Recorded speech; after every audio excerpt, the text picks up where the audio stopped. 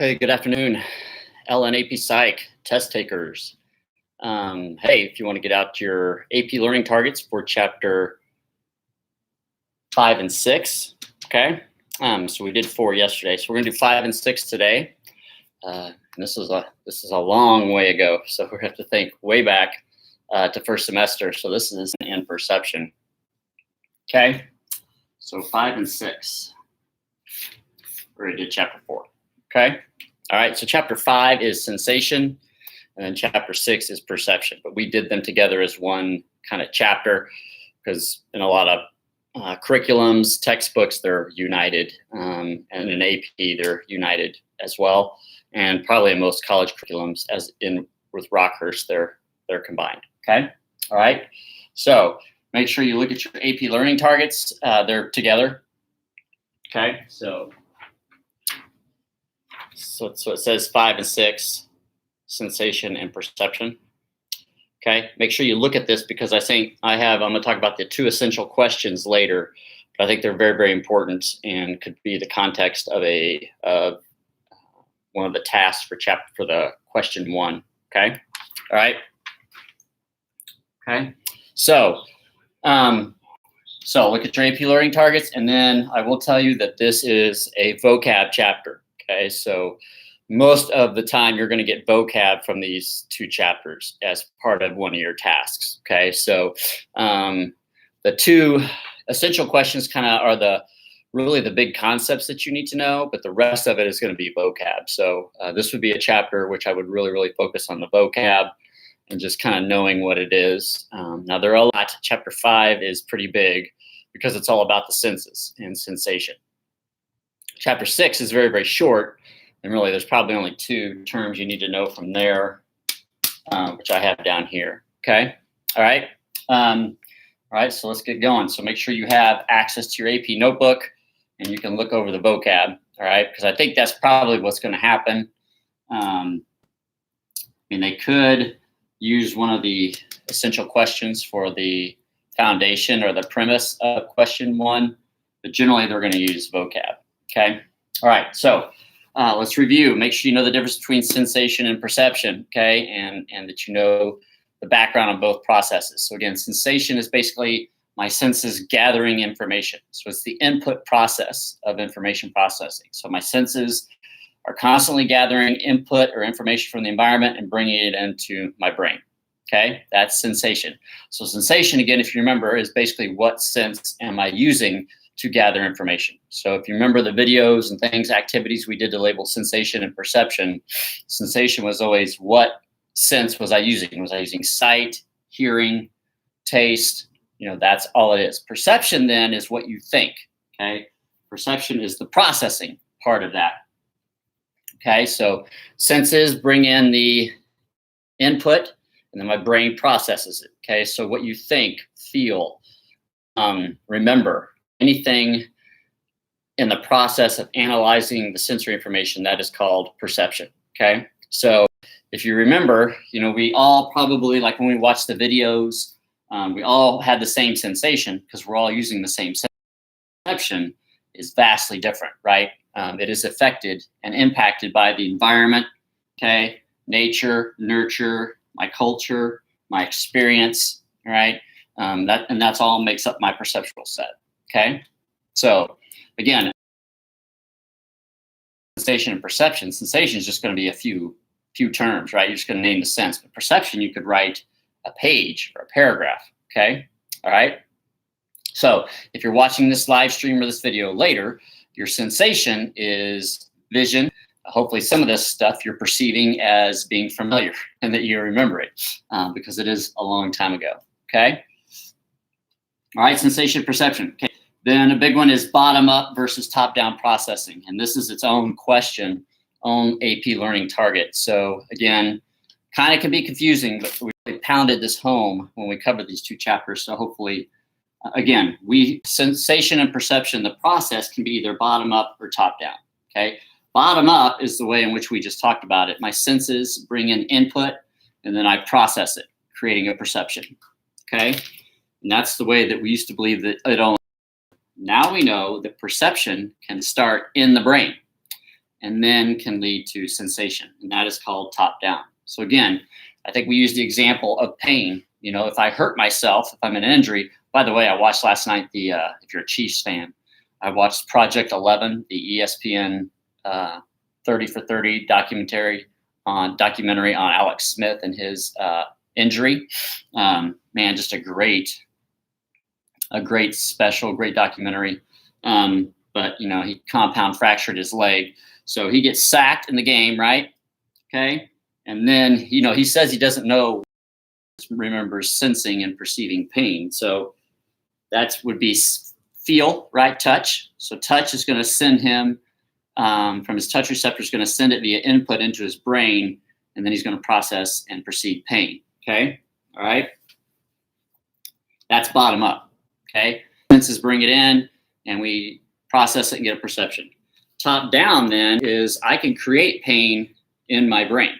And he talked, you know, the pain was under control while he was kind of in shock, but then afterwards, once the adrenaline set down and he kind of was looking at his leg, you know, he was perceiving pain then from both directions. He was getting it from the actual touch receptor, but then his brain, and from looking at the leg, but then his brain was also based on, you know, everything that he knew about injuries and stuff like that was creating more pain. Okay, so it was starting pain, and then it was going down through sensation. Okay, so see, does the sensation perception process start with the senses, or does it start with perception? Okay, at the top. So again, we did the hills have eyes, so all the faces that were hidden in the picture. At first, when you were looking at that, it was bottom up because you were sensing information and then you were organizing it, perception. Then it was top down because then you knew what you were looking for, and then your mind navigated your eyes to look for the faces. Okay, all right. So make sure sensation, perception, know the difference, and then know the difference of the two processes. Okay, I wouldn't be surprised. All right, then make sure you know how experience, culture, nature, nurture. Here we go again. Okay, we see a theme. Influence perception. Okay, and then again, that is all part of my perceptual set. So my perceptual set are the things that I carry in my mind that basically my schema, if you remember that,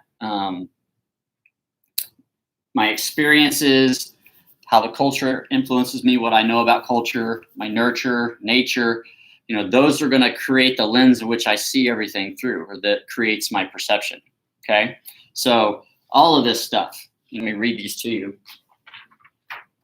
Okay, number one is, how do we process the information we receive from our environment? Okay, so that's the sensation perception process. Okay, number one is, how do we process the information we receive from our environment? Okay, so that's sensation perception, that's bottom up, and that's top down, knowing the difference. Okay, all right. And then number two is, how does our interpretation of the information we receive, which is perception, from the environment influence our behavior and mental processes? Okay. So, you know, that's kind of all this right here. Okay. All right. So how does my experience, culture, nature, nurture influence how I perceive and how I process the sensory information that comes into me? Okay. All right. So hopefully, as you look at this chapter, hopefully you can see that it really gets narrow for these two chapters, you know, as far as like what the task could be.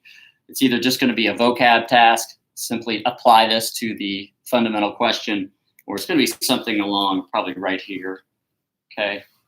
All right. So explain how we process information from our environment, and then explain how these can impact my perception. Okay. Which would be perceptual set. Okay.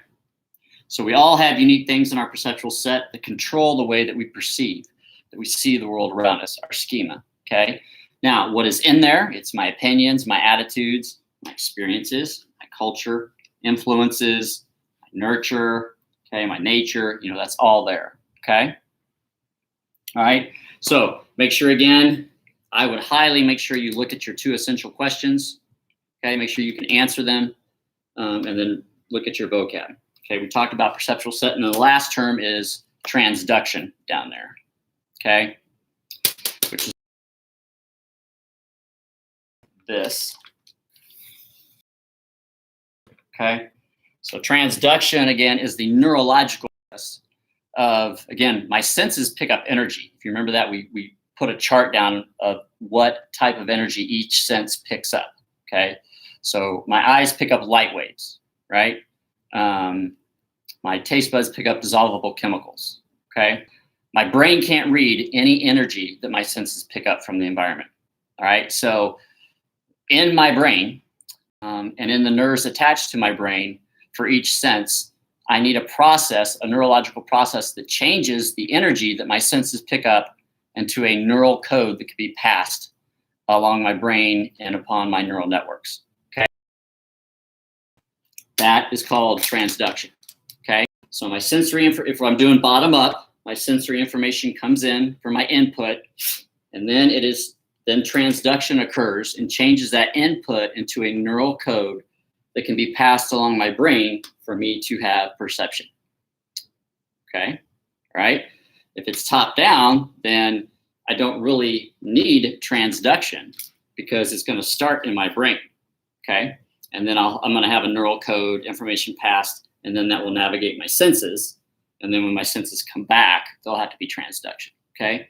The transduction is the neurological process of transforming or transferring the energy that my senses pick up from the environment into a neural code that can be delivered, passed along my brain, okay? Because my brain cannot read physical energy from the environment, right? It needs to process internally. So eyes, whatever sense, bring it in, input, transduction occurs, and then we have perception. Okay, that'd be on bottom up. Okay. All right, so I think that's it for chapter 5 and 6. This is usually not a largely hit on the AP test. And I'll tell you which chapters, there are more than one, like chapter 10 is a vocab chapter. Generally from those chapters, those units, they're just gonna pick out a vocab term, and there'll be a vocab term in there that you have to apply as one of your tasks. So these two together are definitely vocab chapters, okay? The AP likes to just pull out terms or specific vocab from them, okay? And then again, essential questions. If there's gonna be anything that's from this chapter, probably it's gonna relate to this right here, okay? The processes and how these things influence the process and how does the process occur, okay? All right, I'll take a picture of this, put it on Twitter. Do we have any questions on sensation perception? Long ago, it's long, long ago. So this would have been 1, 2, 3, 4, yeah, because remember we skipped chapter 4 in the first semester. So this would have been like our 3rd chapter that we covered, would have been 5 and 6 together. So,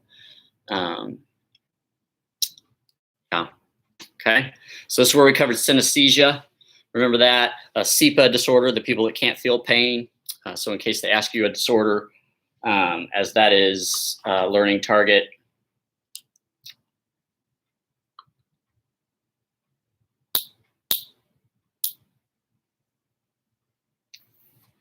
I think.